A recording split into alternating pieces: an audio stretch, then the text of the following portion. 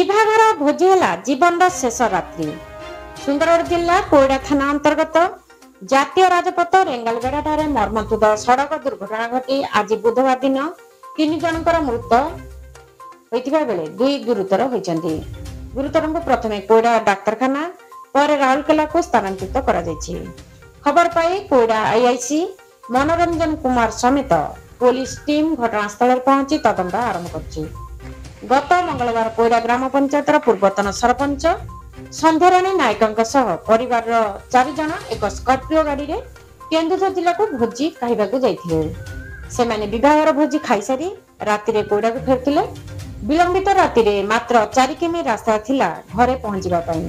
एक हावा ट्रक सहित स्कॉर्पियो रो धक्का होइतिला। दुर्घटनाटी एते भयंकर थिला जे स्कॉर्पियो रो गाड़ी रो एक साइड संपूर्ण भांगी चूरमार हो जाइतिला। घटनास्थल रे 2 शिशु समेत एक युवतींकर मृत्यु घटिथिबा बेले 2 जन गुरुतर होइतिले।